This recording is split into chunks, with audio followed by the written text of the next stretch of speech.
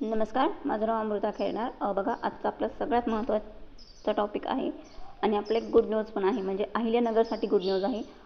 तुम्ही जर अहिल्यानगरमधून राहत असाल आणि तुमची 7वी 8वी 9वी 10वी किंवा 11वी 12वी जर झाली असेल आणि तुम्हाला जर कोतवाल पदासाठी जर अर्ज करायचा असेल तर अर्ज कुठे करायचा?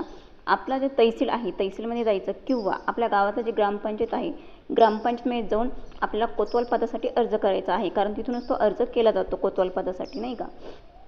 तर टोटल अहिल्यानगरमध्ये 158 पदासाठी कोतवाल पदाची भरती निघालेली आहे, नाही का? अहिल्यानगरमध्ये जेवढे पण तालुके आहे प्रत्येक तालुक्यामध्ये कोतवाल पदासाठी भरती निघालेली आहे.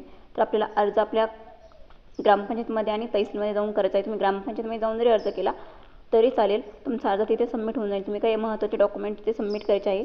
तुमचं शैक्षणिक पात्रता आणि तुमचा रहिवासी आणि जातीचा दाखला एवढे तुम्हाला 3 डॉक्युमेंट देऊन तुमचा फोटो सिग्नेचर ते अपलोड करायचे आहे. तिथून ऑनलाईन फॉर्म भरून दिला जाईल. तिथे सुविधा पण आहे, तुम्ही अर्ज नक्कीच करू शकता, नाही का? तर आता कोतवाल पदात जे कोतवाल पद आहे त्यांचं काम काय आहे?